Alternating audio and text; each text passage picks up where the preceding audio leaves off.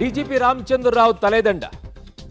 ಸಂಜೆಯೊಳಗೆ DGP Ramachandra Rao ವಿರುದ್ಧ ಕ್ರಮ ಅಂತ ಹೇಳ್ತಾ ಇದ್ದಾರೆ. ರಾಮಚಂದ್ರ ರಾವ್ ಅವರನ್ನ ಕಡ್ಡಾಯ ರಜೆ ಮೇಲೆ ಕಳಿಸುವಂತ ಸಾಧ್ಯತೆ ಇದೆ. ಗೃಹ ಇಲಾಖೆಯಿಂದ ವರದಿಯನ್ನ ಈಗ ಮಾನ್ಯ ಮುಖ್ಯಮಂತ್ರಿಗಳು ಕೇಳಿದ್ದಾರಂತೆ. ಡಿಜಿಪಿ ರಾಮಚಂದ್ರ ರಾವ್ ತಲೆದಂಡ. ಏನ್ 4 ತಿಂಗಳಿದೆ ರಿಟೈರ್ಮೆಂಟ್. ಸಂಜೆಯೊಳಗಡೆಗೆ ಡಿಜಿಪಿ ರಾಮಚಂದ್ರ ರಾವ್ ವಿರುದ್ಧ ಕ್ರಮವನ್ನ ತೆಗೆದುಕೊಳ್ತಾರೆ. ರಾಮಚಂದ್ರ ರಾವ್ ಅವರನ್ನ ಕಡ್ಡಾಯ ರಜೆ ಮೇಲೆ ಕಳಿಸುವಂತಹ ಸಾಧ್ಯತೆ ಇದೆ ಅಂತ ಹೇಳ್ತಾ ಇದ್ದಾರೆ. ಈಗಾಗಲೇ ಗೃಹ ಇಲಾಖೆಯಿಂದಲೂ ಕೂಡ ಮುಖ್ಯಮಂತ್ರಿಗಳ ಕಚೇರಿಯಿಂದ ಮಾಹಿತಿಯನ್ನ ಕೂಡ ಪಡ್ಕೊಂಡಿದ್ದಾರೆ. ಸ್ವತಃ ಮುಖ್ಯಮಂತ್ರಿಗಳೇ ಹೇಳಿದಾರಂತೆ. ಸೊ ಈಗ ಸದ್ಯಕ್ಕೆ ಅವರನ್ನ ಕ್ರಮ ಅಂತೂ ತೆಗೆದುಕೊಳ್ತಾರೆ.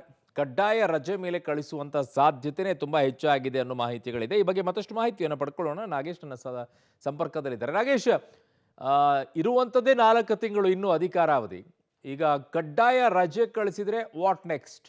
ಅರುಣ್, ಈಗಾಗಲೇ ಡಿಜಿಪಿ ರಾಮಚಂದ್ರ ರಾವ್ ಅವರ ರಾಸಲೀಲೆ ವಿಡಿಯೋ ವೈರಲ್ ಆಗ್ತಿದ್ದಂತೆ ಅವರ ಮೇಲೆ ಕ್ರಮಕ್ಕೆ ಸರ್ಕಾರ ಮುಂದಾಗಿದೆ ಅನ್ನುವಂಥ ವಿಚಾರಗಳು ಕೂಡ ಗೊತ್ತಾಗ್ತಿರುವಂಥದ್ದು. ಹಾಗಾಗಿ ಈಗ ಅವರು ನಿವೃತ್ತಿ ಹೊಂದಲಿಕ್ಕೆ ಕೇವಲ 4 ತಿಂಗಳ ಅವಧಿ ಅಷ್ಟೇ ಇರುವಂಥದ್ದು. ಹಾಗಾಗಿ ಈ ಒಂದು ಪ್ರಕರಣದ ತನಿಖೆಯನ್ನು ಮಾಡಲಿಕ್ಕೆ ಉನ್ನತ ಅಧಿಕಾರಿಯ ನೇತೃತ್ವದಲ್ಲಿ ಒಂದು ತಂಡವನ್ನು ಮಾಡಿ ಈ ವಿಡಿಯೋ ಸಂಬಂಧಪಟ್ಟಂತೆ ತನಿಖೆ ಮಾಡಲಿಕ್ಕೆ ಸರ್ಕಾರ ಮುಂದಾಗಿರುವಂಥದ್ದು. ಹಾಗಾಗಿ ಪ್ರಕರಣದ ತನಿಖೆಯನ್ನು ಮಾಡಿದಂಥ ಸಂದರ್ಭದಲ್ಲಿ ಅಧಿಕಾರಿ ಸ್ಥಾನದಲ್ಲಿರುವಂಥ ಸಂದರ್ಭದಲ್ಲಿ ಅಧಿಕಾರ ದುರ್ಬಳಕೆ ಆಗ್ಬೋದು ಅನ್ನುವಂಥ ಒಂದೇ ಒಂದು ಕಾರಣಕ್ಕಾಗಿ ಸರ್ಕಾರ ಅವರಿಗೆ ಕಡ್ಡಾಯ ರಜೆಯ ಮೇಲೆ ಕಳಿಸಿ ಪ್ರಕರಣದ ತನಿಖೆಯನ್ನು ಮಾಡಲಿಕ್ಕೆ ಈಗಾಗಲೇ ತಯಾರಿಯನ್ನು ಮಾಡ್ಕೊಳ್ತಿದೆ ಅನ್ನುವಂಥ ಮಾಹಿತಿಗಳು ಕೂಡ ಈಗ ಸಿಗ್ತಾ ಇರುವಂಥದ್ದು. ಯಾಕಂದರೆ ಈ ವಿಡಿಯೋದಲ್ಲಿರುವಂಥ ಮಹಿಳೆಯರು ಯಾರು, ಅವರು ಒತ್ತಾಯಪೂರ್ವಕವಾಗಿ ಅಧಿಕಾರ ದುರುಪಯೋಗ ಪಡಿಸ್ಕೊಂಡು ಈ ರೀತಿ ದುರ್ಬಳಕೆಯನ್ನು ಮಾಡ್ಕೊಂಡಿದ್ದಾರೆ ಅನ್ನುವಂಥದ್ರ ಬಗ್ಗೆ ಒಂದಷ್ಟು ಮಾಹಿತಿಯನ್ನು ಕಲೆ ಹಾಕಲಿಕ್ಕೆ ಒಂದು ಟೀಮ್ ರಚನೆ ಮಾಡಿ ಸರ್ಕಾರ ತನಿಖೆ ಮಾಡಲಿಕ್ಕೂ ಕೂಡ ಮುಂದಾಗಿದೆ ಅನ್ನುವಂಥ ಮಾಹಿತಿಗಳು ಕೂಡ ಇರುವಂಥದ್ದು. ಹಾಗಾಗಿ ಈ ಒಂದು ಕಾರಣಕ್ಕಾಗಿ ರಾಮಚಂದ್ರ ರಾವ್ ಅವರನ್ನ ಡಿಜಿಪಿಯಿಂದ ಕಡ್ಡಾಯ ರಜೆಗೆ ಕಳಿಸಿ ಪ್ರಕರಣದ ತನಿಖೆಯನ್ನು ಮಾಡಲಿಕ್ಕೆ ಮುಂದಾಗ್ತಾ ಇದೆ ಅನ್ನುವಂಥ